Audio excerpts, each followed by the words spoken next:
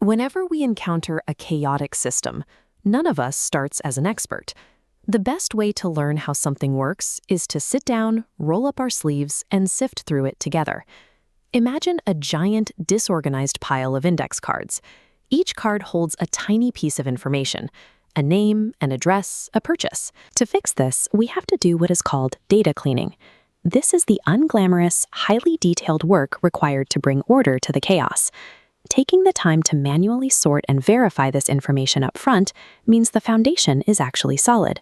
It ensures that whatever we build with this information later on is based on facts we can actually trust. The first step in our cleanup is finding duplicate cards.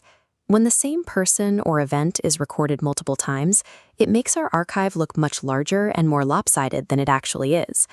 The easiest ones to spot are exact matches, where every single detail on two cards is identical. The rule here is simple. Keep the most recent card and recycle the rest.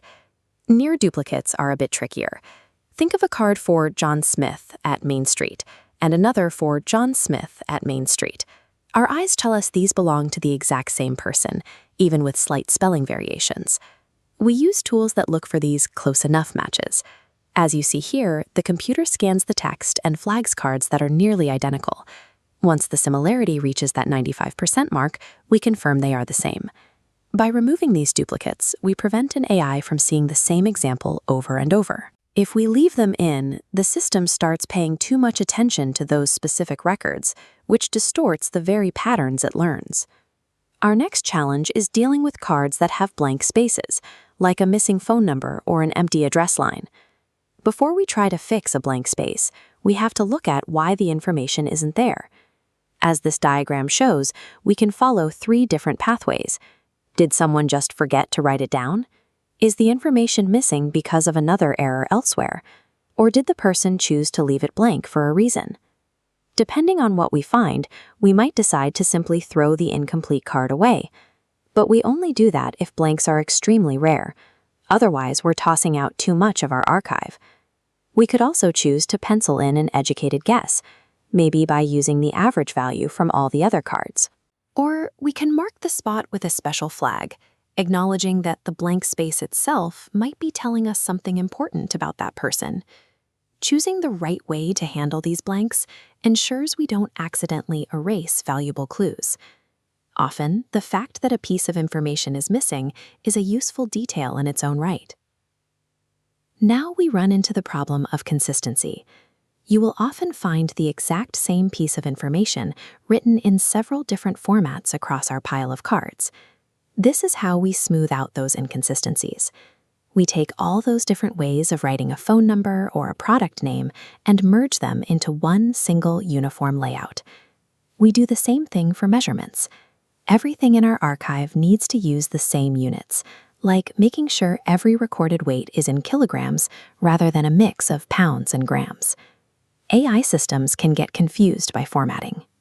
By making sure every card speaks the same language, we prevent the system from misinterpreting a simple typo or a different date format as a brand new piece of information. Next, we have to look out for outliers. These are the cards that contain extreme values, falling wildly outside what we'd expect, like an employment record claiming someone worked 200 hours in a single week. This chart shows a typical group of records, but there is one data point isolated far out on the edge. We use basic math and common sense to flag extreme cases that don't fit the group. Once we spot an outlier, we have to decide its fate. We can keep it if it's a real, verified event, or we can cap it at a more reasonable limit. If it's clearly just a mistake, we can delete it or mark it for the AI to handle separately. Managing these extreme numbers ensures our models are based on the reality most people experience, rather than being skewed by a few rare flukes or obvious errors. With the sorting done, we enter the final phase, protecting our work. The act of cleaning is delicate, and it's surprisingly easy to accidentally change or delete something that was actually correct. To stay safe, we run quality checks. We compare our final card count to the number we started with, and we pull a few random cards to manually double-check them against the original sources. Finally, we keep a detailed log of every decision we made. This allows us to show exactly how we moved from that original messy pile to our final results, making the whole process transparent and easy to repeat if we ever need to. And this is the result of that labor.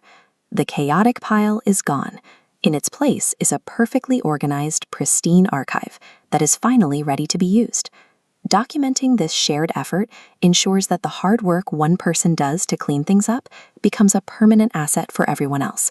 All you have to do is pull up a chair and join in.